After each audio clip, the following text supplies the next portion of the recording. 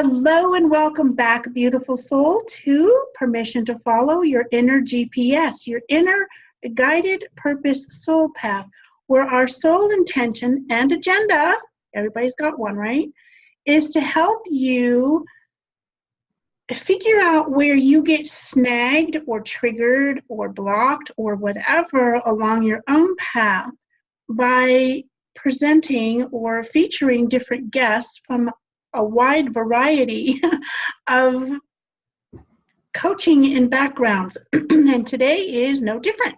And how cool, because we have a very amazing Larry Wilson. He is an Emmy nominated performer in 2017, a comedy magician. Oh my gosh, comedy magician of the year, and created a system that teaches anyone how to communicate in a way that makes people want to invest in you or them personally and professionally. So, without further ado, hello and welcome, handsome. Hi, Terry Marie. Thanks for having me. It's a pleasure. So tell us a little bit about you and a comedy magician. If you try to tell jokes, and I won't use it's probably going to go right over my head. No, nobody. And that's really interesting. You should point that out. Jokes, I don't think are as interesting. Okay. A comedy isn't always about jokes. Comedy is sometimes just about allowing what's actually taking place to be perceived for how amusing it is. Okay. And, because when it comes to the joke telling or the joke understanding, if my friends are unwilling to explain them to me, they have to stop telling me because I get like 1%. Well, but I'll bet there's things that happen all the time, Terry Marie, that you find hilarious and laugh out loud. Yes. They aren't jokes, but there's things all around us that are very funny. When I first started performing, I could not take the idea of being a magician seriously. Because to me, it seems so funny. When you're a magician, what you're saying is, I have supernatural powers. True. And then your demonstration of your supernatural powers, I'm going to change this red scarf into a blue one. That's your supernatural, right? That's hilarious to me. Just that premise. If you really had supernatural powers, you would not be doing the silly things that magicians do on stage. So to me, a lot of my character on stage is sort of spoofing what we think of as a traditional magician. And that's why I think people in the industry named me Comedy Magician of the Year last year, is just because they see what I'm doing. It makes it sound like I'm new to this, which is very flattering. That they just gave me this award last year, but actually it's been a long, long journey. And so it's the same thing I've been doing all along. A lot of it is poking fun at myself on stage. So I don't really tell jokes per se. I think Good. I Then I'm safe. present things that I think are funny. That's all. Awesome. Well, so now that you've told us a little bit about how you are or present yourself as a comedy magician, how has your journey been like? I mean, this is a little bit different inside that industry, is it not? Well, yes, although, it puts me in a funny position of having to tell you how wonderful I am. And I don't always feel comfortable doing that. Let me just say, when I first started out, there was only one comedy magician that I knew of, and that was the amazing Carl Ballantine, who was on the Ed Sullivan Show. And, also Steve Martin, when he started, he did a lot of comedy magic in the same vein. And he also cites Ballantine, because Ballantine was hysterically funny, and none of his tricks ever worked out right, and he seemed more amazed than anyone. But now there's a great many comedy magicians, and I feel like I must take credit for some of that, only because I run into younger people who tell me, oh, I grew up, saw you on television and thought that's what I want to do.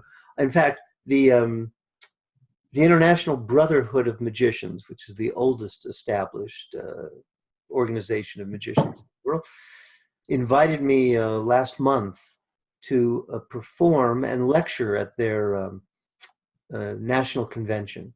And I did, and it was lovely, and they were fantastic people. But I was kind of freaked out at all these young people who knew who I was because they'd seen me on television, they'd seen me on YouTube and stuff.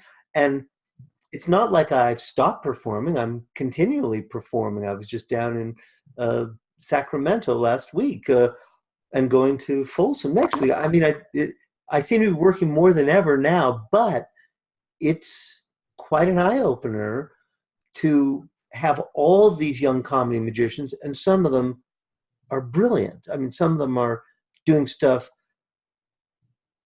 There's a guy named Justin Willman who just launched a series on Netflix, I think, called Magic for Humans. And it's brilliant. And I was surprised. I ran into him at the Magic Castle, which is a private club for magicians in Hollywood, California.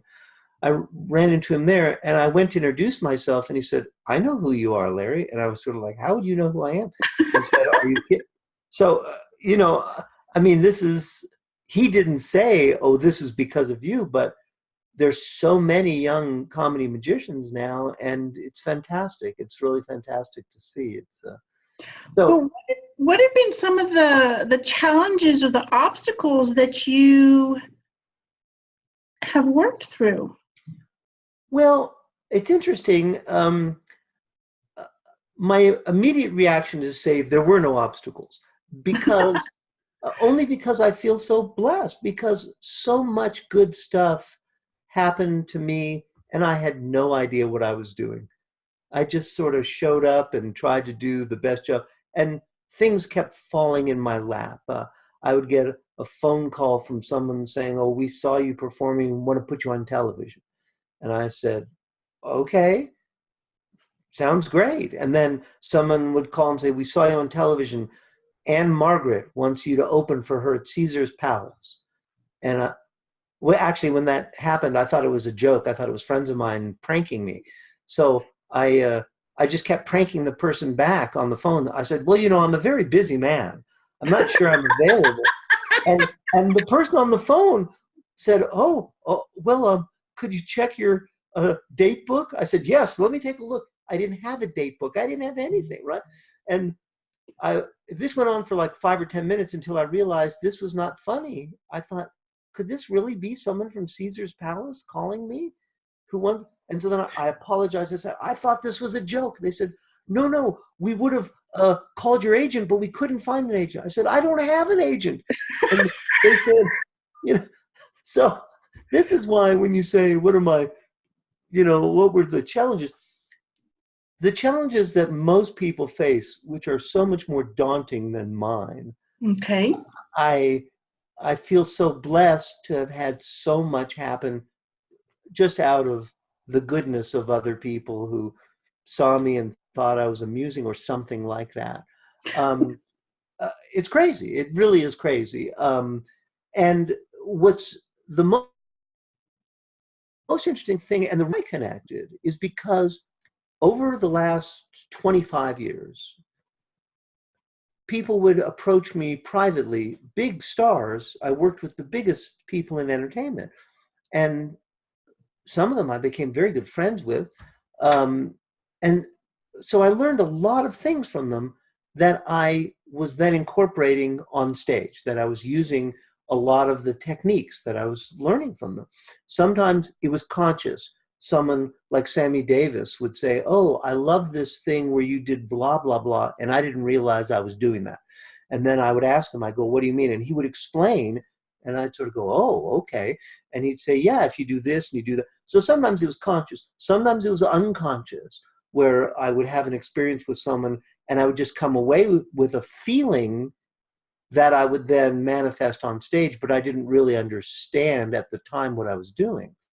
Well, that makes a lot of sense. So if you didn't have a lot of obstacles, which is Great. That is, you know, our hats or our wings off to you for that. Well, but also, Terry Marie, I don't want to give the impression there were all kinds of obstacles. I just didn't mind them Okay, because, so how did you not mind them? Because you know, they're whether someone wants to be a comic or a comedian or a magician or a comedy magician or something else, how did you not mind the obstacles that attempted to distract or stop you? well, it's a great question. Um, I focused on the things that were bringing me good feelings, that were positive, that were bringing abundance. And I'm a human being, so sometimes I would feel frustrated or I would feel resentful. But anytime I felt resentful or even frustrated, I couldn't help but think about how much I'd been given. And those bad feelings go away, you know, when you Mm-hmm. realize, oh my, look at where you are, Larry, you know. And when I say it to you, you're going to laugh and you're going to say, what an idiot you are. Because I'd be sitting in some suite in Caesar's Palace with room service being delivered, and I'd start to complain about something, and I'd stop myself and say, are you crazy? Look around. You're basically just being paid shameful amounts of money to fool around. You go out on stage and you act silly, and that's what could you possibly have? And then, of course, that makes it much easier to uh, deal with feelings that are sometimes a challenge. Now, I'll tell you this: the one challenge that I'm thinking about because of you asking that question specifically in my career, I've had a number of opportunities that passed me by, Mm. and they did because there seemed to be confusion about whether I was a comedian or a magician. And I thought, well, what does it matter if it's entertaining? But apparently, it was for some people, it was a very serious problem. And in fact, uh, one place in particular, very famous casino, they hired me. They'd seen me on television and hired me. And during this time, I had a manager, a personal manager, who was handling me. And he set everything up, and I went out to do the job. And the first night, the response from the audience was incredible. I mean, it was a big love fest, and I thought, this is incredible. And so my manager called me after the show and said, well, you know, how did it go? And I told him, and I said, you probably want to call the entertainment director and see about what else they may want to do in the future, because this was incredible. So he called. The next day, the manager calls me and goes, now, what exactly happened? I said, see, that's funny to me. I said, what do you mean? He goes, tell me again, what happened? I said, well, the audience loved me. I loved them. I got a phenomenal response, and it was incredible. He said, interesting. He said, let me call you back. So then he calls back the next day. So what happens? He called the entertainment director and said, I'd like to talk with you about, bookings for Larry in the future. He said, yeah, I don't think I'm really interested in using Larry again. And he said, oh, well, I heard that it went really well. And the entertainment director said, well, the audience liked him. It's like, what? And my manager said, well, did Larry do something to offend you? He said, oh, no. He said, he was lovely. He was very, very nice, very professional. And he said, well, I don't understand. And entertainment director goes, well, I just don't get it. Is he a magician or is he a comedian? And my manager said, well, what does it matter? And the guy said, I don't know. It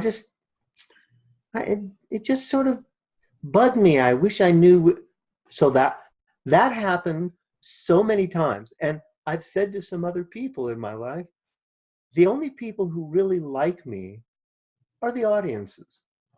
And they're the ones paying the ticket. So, hello, where's the issue? You would think, Terry Marie, but Well, you would think, that's yes. not how show business actually works. There's many layers of gatekeepers, and there's many layers of people who are in charge. And I've had them tell me very politely, but directly to my face, I don't care what the audience thinks. I'm in charge of booking this. And it's frightening because you think, oh my God, does the person who owns this place know that you do this? Because wouldn't you think they'd want to hire the people who their customers like them?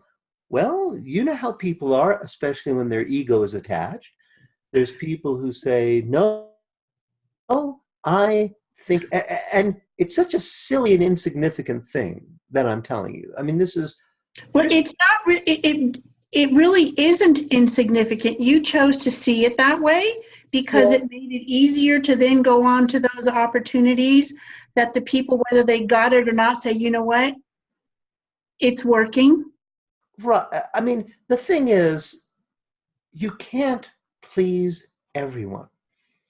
And if that becomes your goal, you're guaranteed for disappointment. And you're Big time.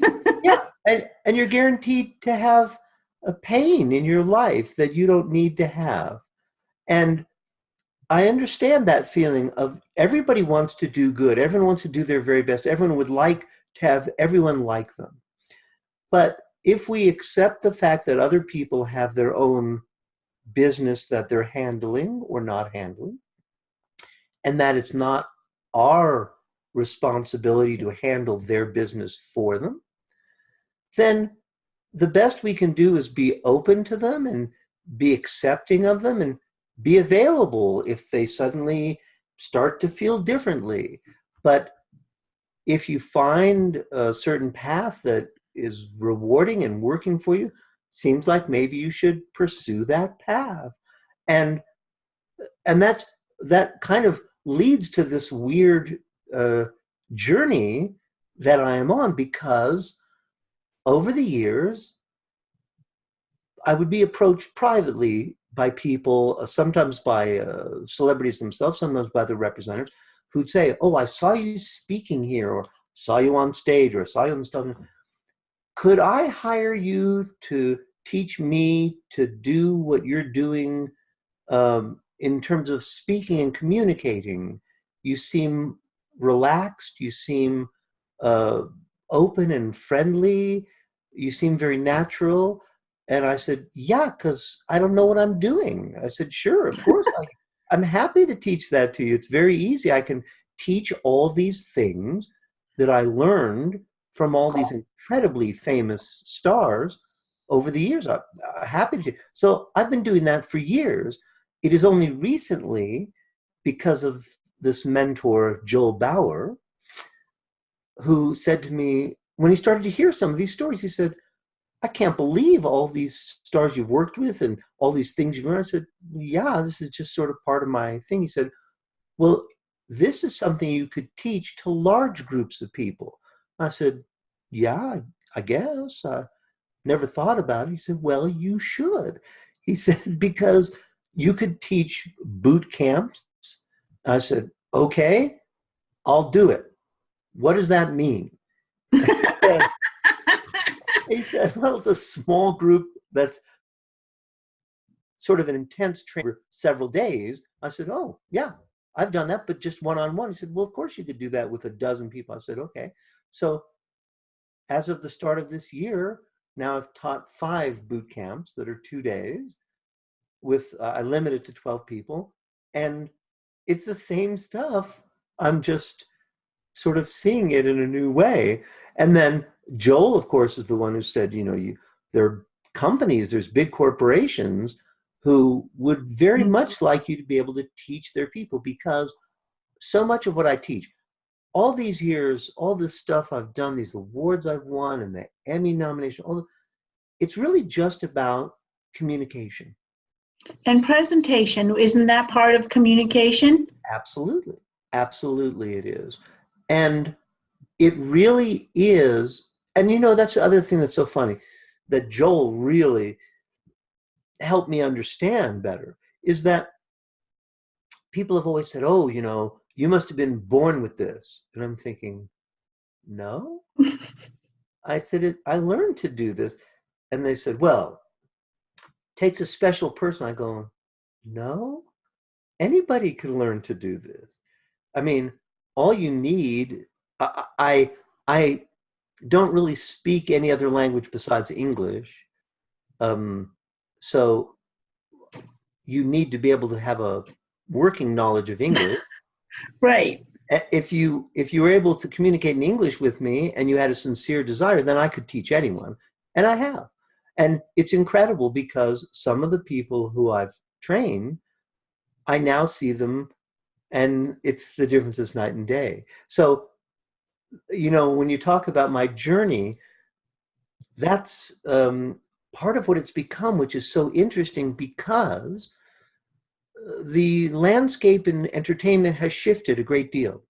And I think a lot of it has to do with technological stuff like computers and YouTube and streaming video. But it's not as interesting for me to perform if I'm not live. I've done hundreds of television appearances, but I don't particularly enjoy doing them.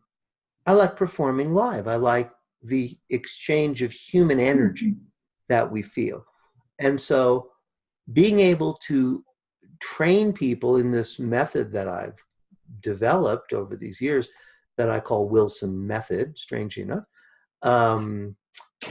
I was going to call it Tesla, but that was already taken. So, now, see, you got that I knew joke. You were going to say that as soon as I giggled. You got that joke, Terry Marie.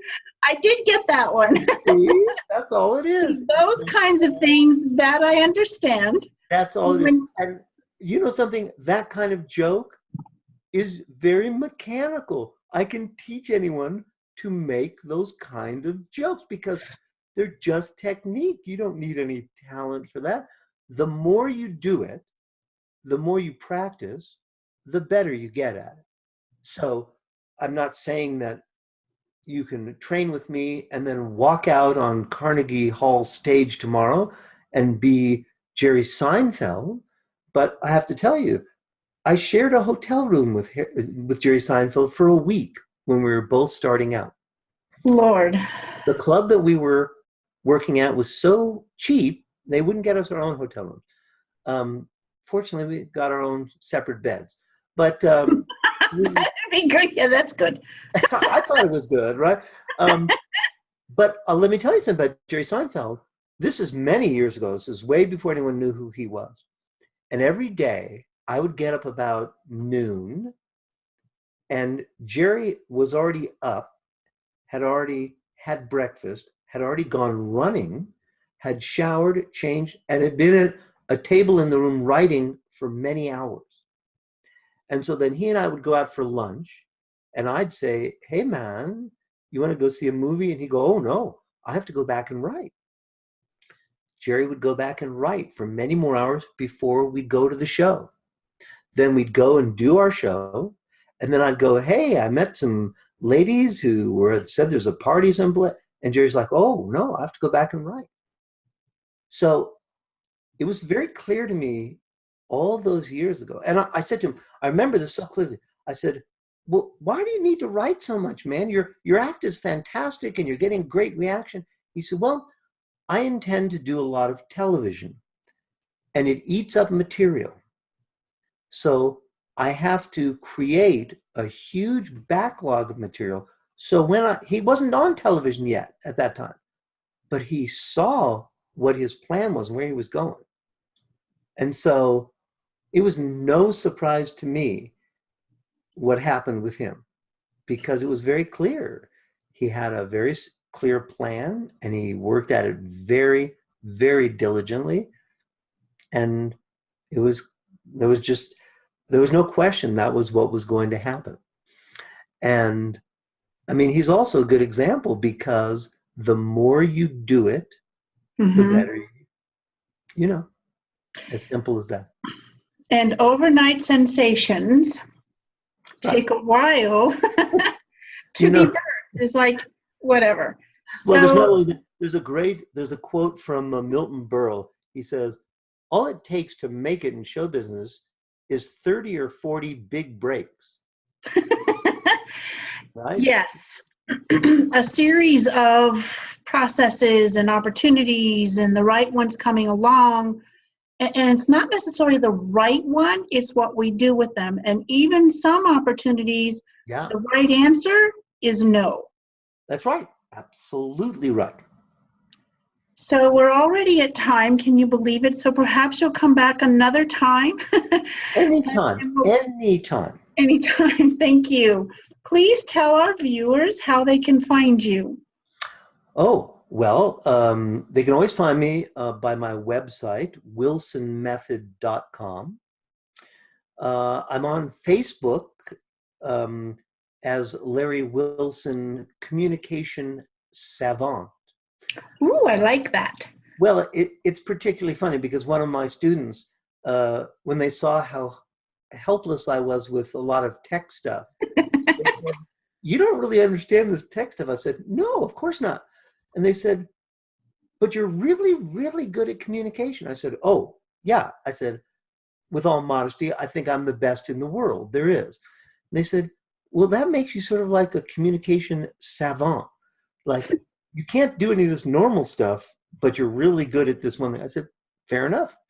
So I'm on Facebook there, and I don't really, this comes as a huge surprise, I don't really understand how some of the stuff on Facebook works, Oh, but they asked me for a hashtag or an @ symbol or something, talk to humans.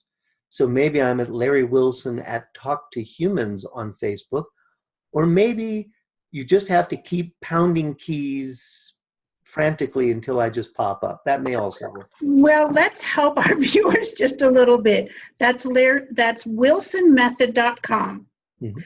and Larry Wilson Communication Savant on Facebook, right? Yeah.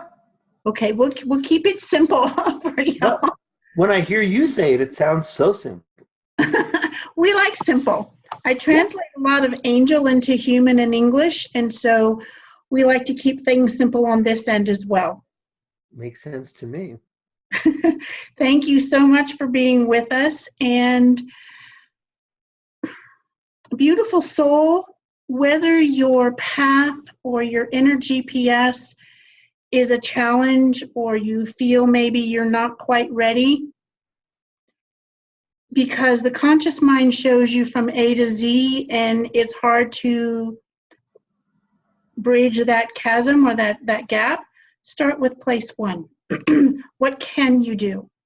Mm-hmm. And while you're figuring that out, go to angeldreamteam.com and get your free gift, Angels Success Prosperity. Become a mover and shaker of your reality. And we'll see you again real soon. Thank you, and bye-bye for now. Namaste. Namaste.